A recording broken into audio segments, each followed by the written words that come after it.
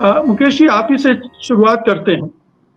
ये राघव चड्ढा की मौका परस्ती के रूप में देखा जाए, विद्रोह के म्यूट रूप कर में सकती देखा है, जाए, म्यूट है। किस तरह से आप देखेंगे?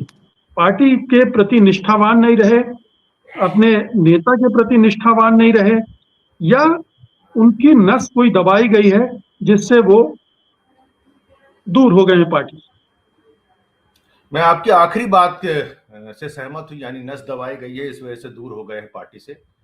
देखिए, राघव चड्ढा बहुत कम समय में राजनीति में बहुत बहुत बड़ी जगह तक पहुंच गए, और उस हिसाब से उनका हम कहें कि उनका एक्लिमेटाइजेशन नहीं हुआ, या जैसे कहें सीजनिंग होती है, कुछ कुछ प्रोडक्ट्स ऐसे होते हैं जिनकी सीजनिंग होती है, सीजनिंग से वो मजबूत होते हैं। ईंटा है, कच्ची मिट्टी का बनता है, लेकिन उसके बाद जब उसे आप पका देते हैं तब उसमें मजबूती आ जाती है। तो राघव चड्ढा इत्तेफाकन उस दौर से नहीं गुजर पाए। जब गुजरने का वक्त आया, तब तक उनको जो है उस जो मोदी साहब की जो डर वाली चाबुक है, उससे उनको लपेट लिया गया। मुझे जो जो मेरी राजनीति की समझ है, उसके हिसाब से मुझे यही चीज दिखती है, और इसीलिए आप देखिए कि जैसे ही पार्टी ने यह निर्णय लिया कि उनको राज्यसभा के डिप्टी लीडर की पोस्ट से हटाना है, वैसे ही उन्होंने जो एक आध लाइन बोली, उस एक आध लाइन के जवाब में आम आदमी पार्टी के तमाम बड़े नेता, जो आज की तारीख में बड़े नेता वहां हैं उस पार्टी के अंदर, उन सब लोगों के बयान राघव चड्ढा के विपरीत, उसके खिलाफ, और बहुत ही कस के अटैकिंग बयान है। सिवाय ये कहने के कि साहब राघव चड्ढा ने पार्टी के साथ मैं कहूं कि विद्रोह किया है, या दगाबाजी की है, या इस तरह के अल्फाज का इस्तेमाल नहीं किया गया है। सिर्फ सिर्फ इतना परहेज रखा गया, अदरवाइज बाकी सम्मानित शब्दों में गार्डेड लैंग्वेज। अब हम लोग ऊपर नहीं जाएंगे, आगे से नीचे से ही होगा। एक एक बात कह दी गई।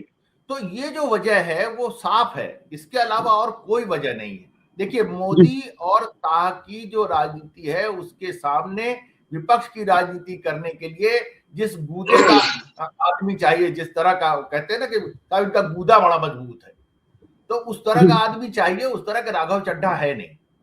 जिस तरह की उनकी परवरिश हुई, जैसे वो राजनीति में आए, जैसे वो राजनीति ऊपर चढ़ते गए, उस हिसाब से वो चीज उनमें है नहीं।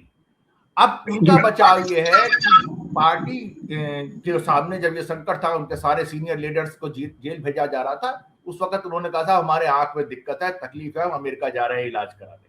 गए इलाज कराने, लेकिन तब तक वो अच्छे से मैनेज भी किए जा चुके जी, तब तक वो अच्छे से जो है वो मैनेज भी किए जा चुके थे। और इसीलिए आप देखिए कि उसके बाद जब एक बार आम आदमी पार्टी के नेता जेल से छूटते हैं, और उसके बाद तो उनको बहुत हौसले बुलंद होने चाहिए थे जब कोर्ट से उनको बाइज्जत बरी कर दिया गया, लेकिन तब तक वो अच्छी तरह से मैनेज किए जा चुके थे। मैनेज करने का तरीका क्या है, हमको सबको पता है। ईडी, सीबीआई, ये वो सच्चे झूठे केस में अब राघव चड्ढा लगा भैया मुझे 6 महीने के लिए, साल भर के लिए जेल में डाल देंगे, मैं जेल में नहीं जाना चाहता, लिया जा, ठीक है, हमने बीच का रास्ता निकाल लिया कि हम साहब इस सरकार के खिलाफ अटैक नहीं करेंगे। अटैक नहीं करोगे तो आप विपक्ष की राजनीति कैसे करोगे?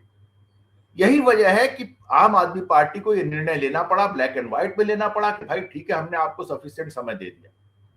अंदर खाने की बात यह कि आम आदमी पार्टी को अच्छे से पता था राघव चड्ढा के ऊपर जब प्रेशर पड़ने लगे, तो आम आदमी पार्टी ने कहा कि भाई प्रेशर तो हम पे भी पड़े हैं। बड़े नेताओं ने कहा हमें डटे रहना चाहिए, ये डटे रहने की हिम्मत नहीं जुटा पाए। और उसके बाद फिर इन्होंने अपनी बीजेपी से नजदीकी एक बढ़ाने की कोशिश की, जिस तरह की हरकतें स्वाति मालीवाल ने की थी, माफ कीजिए। तो ये है ये बाकायदा मैनेज हो गए। और इसीलिए देखिए किस तरह के अल्फाज कहे गए आम आदमी पार्टी के नेताओं की तरफ से राघव चड्ढा के लिए। सबसे जटिल अल्फाज, जो सबसे बड़े अल्फाज कहे गए कि ही इज कॉम्प्रोमाइज्ड। अब इसके बाद बचा क्या?